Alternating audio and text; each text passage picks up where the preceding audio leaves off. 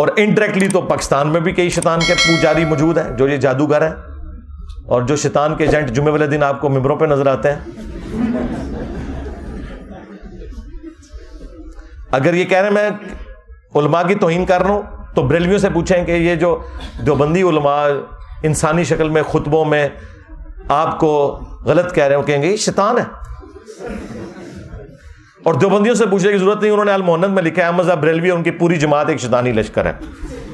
اچھا یہی بات ہے جب میں کرتا ہوں کہتے ہیں انجینئر صاحب کی زبان صحیح نہیں ہے، سرکار آپ کے بزرگوں سے سیکھا ہے، بس 99 قتل تسی کیتے سر، میں سینچری مکمل کرتی ہے، تسی دوسرے نو مارے ہویا سی۔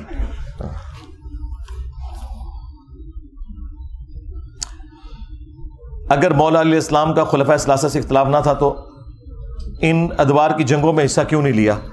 خلفائے ثلاثہ نے خود جنگیں لڑی ہیں اپنے ادوار کے اندر؟ نہیں، سوائے شروع میں جو ایک چھوٹا موٹا فتنہ آیا۔ کیوں؟ اس لیے کہ وہ اس وقت مین مجلس شورا کے اندر تھے۔ کیا حضرت عمر نے کوئی اپنے دور خلافت میں جنگ لڑی ہے؟ نہیں لڑی، اس لیے کہ وہ خلیفۃ المسلمین تھے۔ ایون وہ تو جا رہے تھے قادسیہ کے لیے، حضرت علی نے روکا کہ آپ اگر شہید ہو جاتے ہیں تو مسلمانوں کا شرازہ بکھر جائے گا، اور یہ نہج البلاغہ میں باقاعدہ خطبہ موجود ہے۔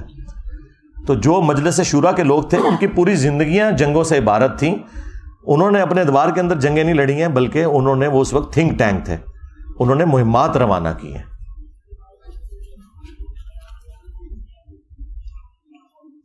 یہ اخلاق کی کون سی قسم ہے کہ آپ نے ایک انٹرویو میں کہا کہ پاکستان میں اتنے پاگل کتے نہیں ہیں جن کو کمیٹی والے مار دیتے ہیں، اتنے شیخ الحدیث پاکستان میں پائے جاتے ہیں۔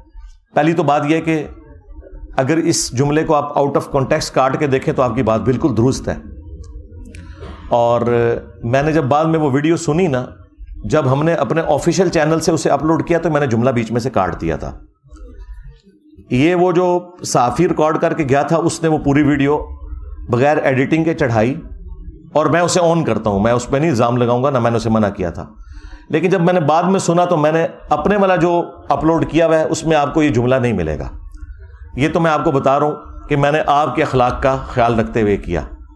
باقی اگر آپ مجھ سے بات کریں تو میں اس بات کو ڈیفینڈ کرنے کے لیے تیار ہوں۔ قرآن میں اللہ تعالیٰ نے علماء سو کو کتے سے تعبیر کی ہے، تو کیا یہ اللہ تعالیٰ کے اور قرآن کے اخلاق ہیں کہ علماء سو کو کتا کہا ہے بلعام بن باورا کو؟ تو آپ کہیں گے یقیناً۔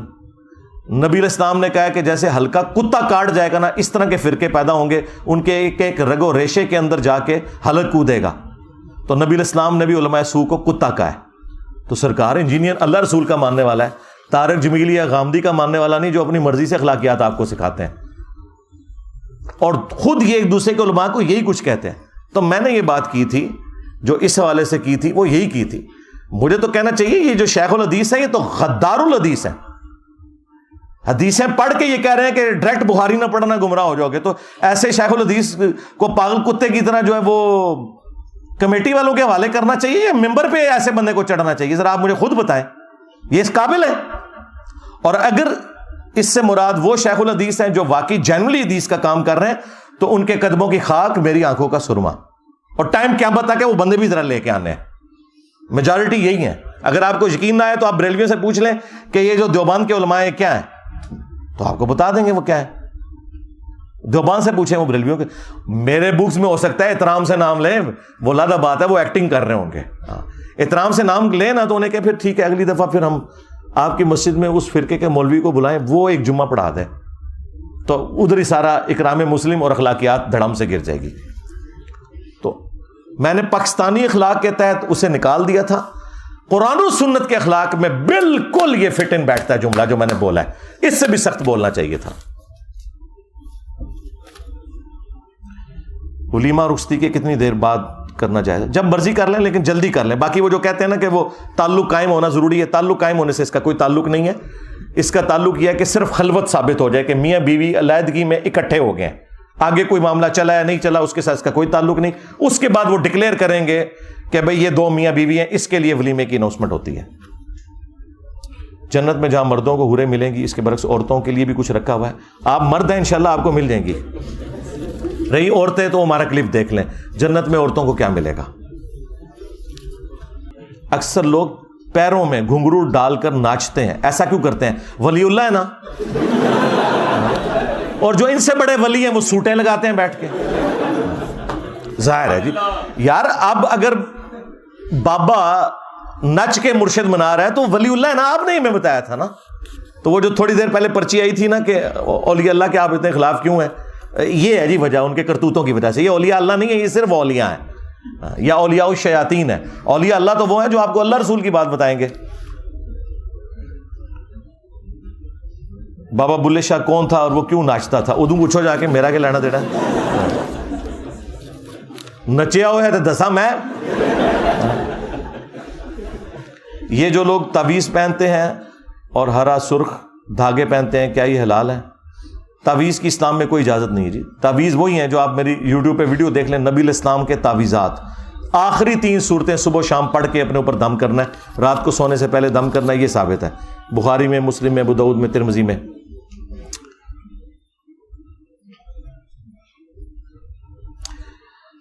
لوگ سوال کرتے ہیں کہ آپ بابوں کو نہیں مانتے, لیکن جو کتابیں ہیں وہ آپ نے آگے رکھی ہیں وہ بھی تو بابوں کی لکھی ہیں. جی ان بابوں کو تو ہم مان رہے ہیں, ہم آپ کے بابوں کو نہیں مان رہے. اس کے اوپر میری تفصیلی ویڈیو ہے.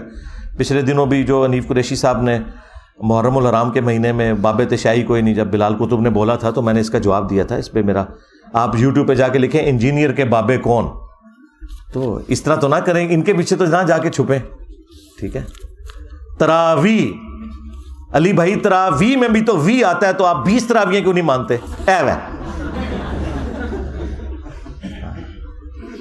علی بھائی حضرت عثمان غنی بھی بنو امیہ سے ہیں اور عمر بن عبدالعزیز, تو آپ بنو امیہ کو برا کیوں کہتے ہیں؟